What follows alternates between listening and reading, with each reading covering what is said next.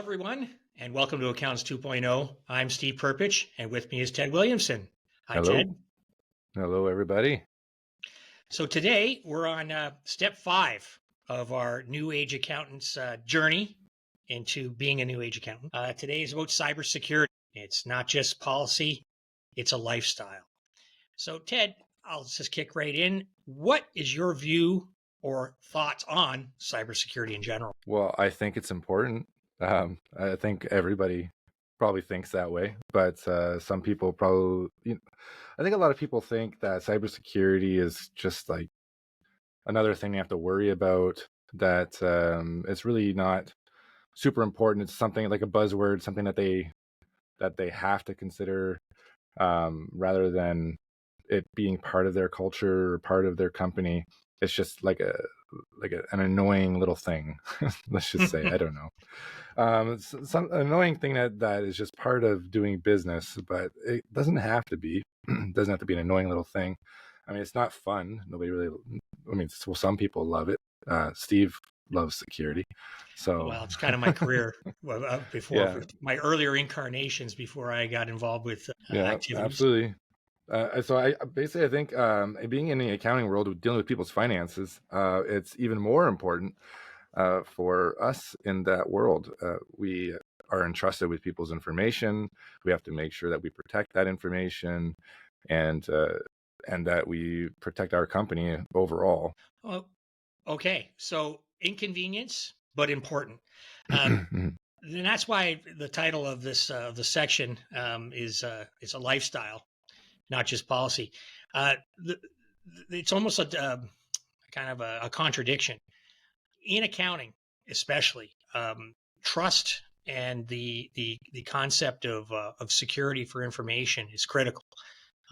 In the accounting firm, whether you're a bookkeeper or an accountant, you're being made privy to um, privileged information that is only for the business owners and the CRA or the IRS and the banks, and that circle of trust has to be maintained. And with modern technology, you know, moving as fast as it can, there's always the opportunity of a misstep.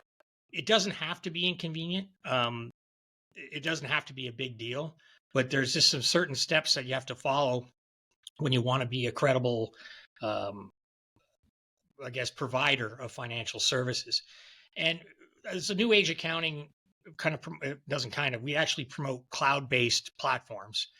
A lot of these platforms, actually, not a lot, most, I'd say 99%, actually do have the standard security that's acceptable for both commercial and institutional levels. It's just a matter of implementing. So there's some steps that you should just follow. First of all, assess your status. What are your risk points? How many people in the staff do you have? What are they have access to? Map that out a little bit and really think, okay, who needs access to what? And then go a little bit beyond the password and the account. Don't have shared accounts. Don't have one login for 5 people's access to a system, especially if it contains financial information. That's a basic.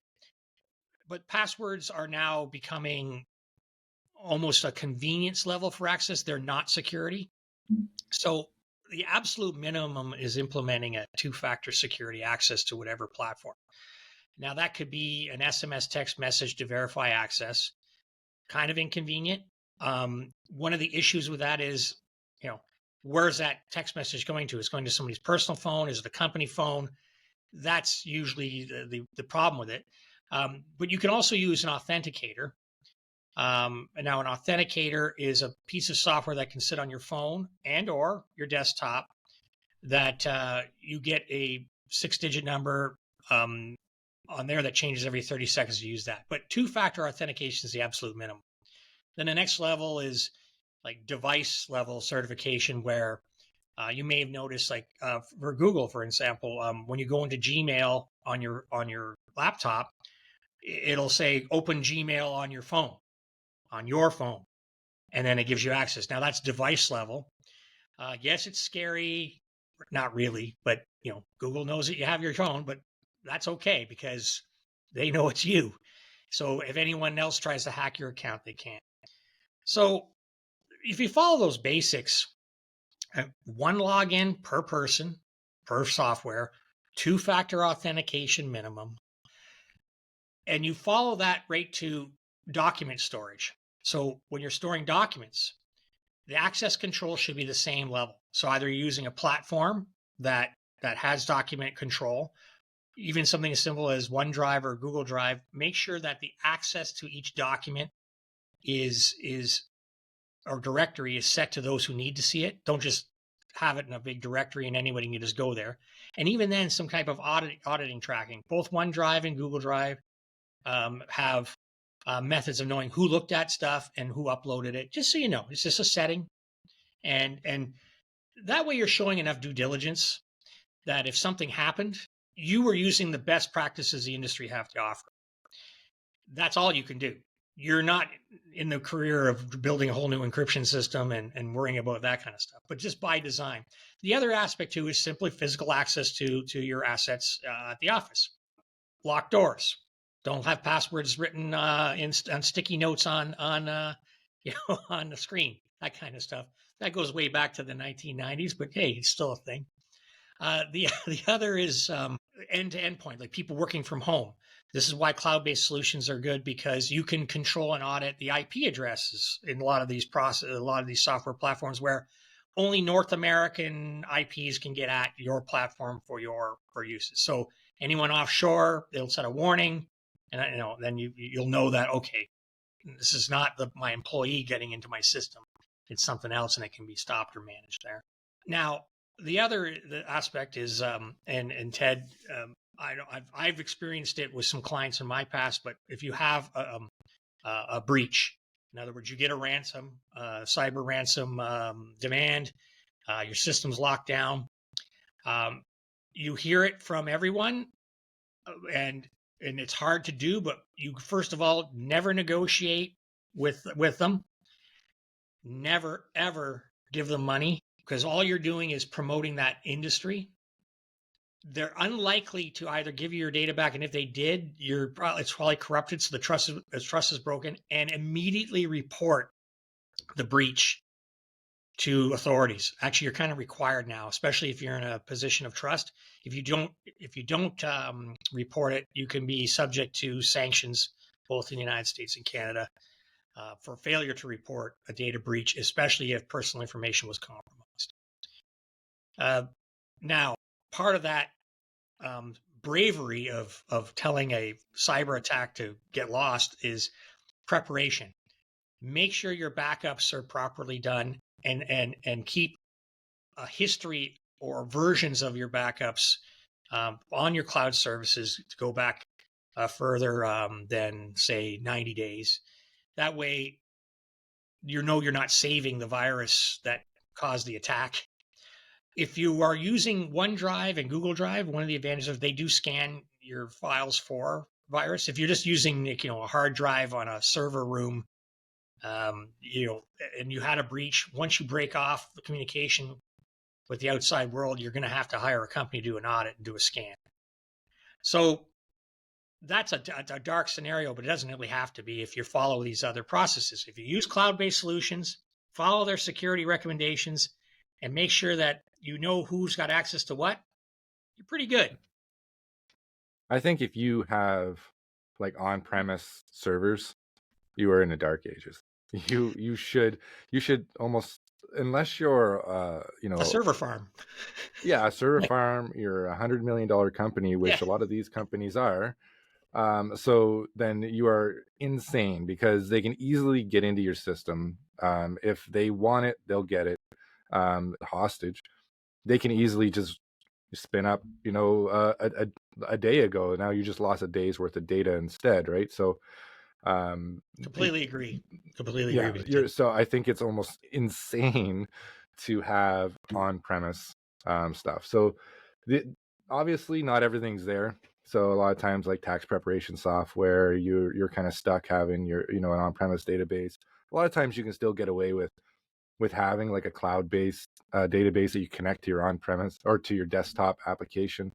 rather than your cloud-based application, which is great. It still works good, but remember, these large companies, like any time you can, you should be opting into storing your data in a cloud, 100%. because they spend millions and millions and millions and millions and millions of dollars to make sure that they stay compliant, that they stay safe for you and for them, because they can be shut down and out of business if a breach is bad enough, right? So makes no sense to think otherwise. And there's no way that you can compete with their ability to stay on top of trends, the current cyber attacks. Basically, local storage is I would only really depend on it. Say um, you're using almost like an electronic scratch pad. You bring your files locally, but even then, with like OneDrive and Google Drive, yeah, you can have it sync. So really, your files are still in the cloud, but they're local for just access while you're working on them. But it's constantly synchronizing to keep it going, to keep it safe. But it's more for if there's an interruption and you're in a rural area and the internet is unreliable, or the rare occurrence where we have a failure in the internet stuff. Like just recently, there was some downtime for some of the major platforms. So your day won't be interrupted those few hours. But then again, if you're a new age account and your life is structured and balanced, a few hours delay from an internet eruption, yeah, go get a coffee, go do some planning, and then it'll all be back online quicker than you can imagine. So because these third-party companies with all the data storage and servers, they usually bounce back pretty Absolutely. They have all these protections in place to keep them operational and keep you operating. Yeah. So for ongoing, like in the article I set up on our blog, I talk about audits and constant improvement. Being aware, if you're really, resistant to having it control your life, an annual kind of just review of who can get at what, and just be aware of trends and things, and using the third party storage. A smaller mid-level size firm, you're pretty safe, and it doesn't have to be a big dramatic thing for cybersecurity. Not at all. I mean, really the only thing you need to worry about is who has access to what, and password protection. So the other thing is using something. So you're talking about having passwords, having a different password for everything is great. So using a password generator or password storage. So something like 1Password. We're an affiliate for 1Password. So click on that affiliate link in our comments or in our description, and you can get a 1Password account, and that is great. Your whole team can use it. I'm not trying to do an ad for 1Password here, just so you know. Well, I use 1Password. It's a great product. Yeah, but any password, any password platform is great. So 1Password, Bitward, and all of them, they are wonderful. You can control your team level. You can generate a password for each one, store it in your thing so you never lose it. Have access on your laptop and your desktop and on your phone, and you can.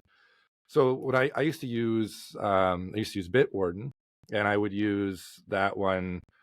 I would create all of my own passwords, and I'd have my team passwords. So, and each client, how it's a little bit less now, but years ago, every client had their Wi-Fi password. If you were going to clients, you'd have to figure out what's their Wi-Fi information. How do I get into their instance of like QuickBooks Desktop?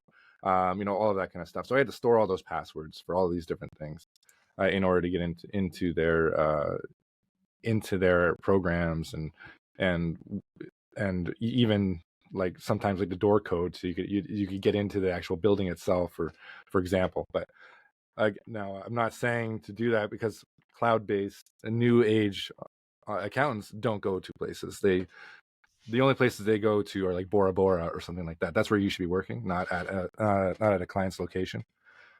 But that being said, a lot of times they still have softwares and things like that they had to invite you to, like their Square account or something like that. And so you have to maybe have a separate password for each one of those softwares or something like that. So it's very, very good. For convenience and short term, they may not want to implement two-factor authentication in those cases. So the generation of passwords is critical on that. Exactly. Case. And you can share that with the whole team, so that depending on who's who's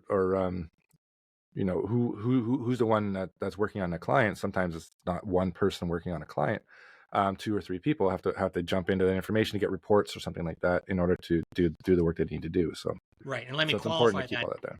Let me qualify that. That's an operational issue between a new age account and their client. So, because I said earlier, one account, one Yes. user, that's ideal. But in reality, when you're dealing with outside entities, they may have a master portal account called accountant, and Yeah. you'll have to enter that way. Therefore, strong encryption has to be in place. Large passwords that should be generated. Two-factor authentication may not be realistic because it could be a multiple individual. So my recommendation at that time is either the client, when it's not the period where you should be working on it, if you're not constantly accessing this client for, well, if you're constantly accessing this client for operational things, you should actually have an account and set up properly. But if it's for, say, it's just tax season or whatever, they could even just disable the account temporarily and then re-enable it when it's time to get in there, and that can be done. I don't like to disable the 2FA. What I do is I actually create, like, we use Google. You can do it in Microsoft too. So in Google, I'll just create a group in there, and all the people that are assigned to that client, I'll put into that group. So it'd be like client 1, 2, 3, and then all of the users in my firm who are assigned to that client, I would put them there so that when you do 2FA through, or like multi-factor authentication through email, then all of them will get it. Or I can use like a joint text number so sadly everybody gets that, right? So everybody who gets the number, or who's assigned to a number, will get that. But if you use our one company, A20 Connect, and you're in our platform, and you can create all kinds of numbers, so you can again parse those numbers for each client if you really needed to. That's right, Ted. With VoIP systems, and especially with SMS with VoIP, like our platform, those type of two-factor things become much more flexible and easy to do. So again, but still secure. That's a great best practice, and that's actually how we do it. So but still secure. Remember that. Like, that's the important part. We don't want to get around security, but we have to play within. We have to. So sometimes you have to play with it to make a client happy, right? So, but we're not getting around it. Yep. Well, that's great. Well, I think we covered all the topics for cybersecurity that we'll want to, for those who are thinking this is inconvenient. But such an exciting topic to talk about. Yes. But we can talk about cybersecurity more, or other topics if you join our community on LinkedIn or Facebook, Accounts 2.0 community. We're always available to respond to messages, and as it grows, we're going to have more regular get-togethers just online there. But for now, we're putting out these podcasts and wanting people to join our community. Unless you have something else to say, Ted, we're going to sign off and move on to the next steps. Yeah, I mean, I'm curious to see what other people are doing. So what are you doing? Comment on the video on YouTube or whatever podcast platform you're on.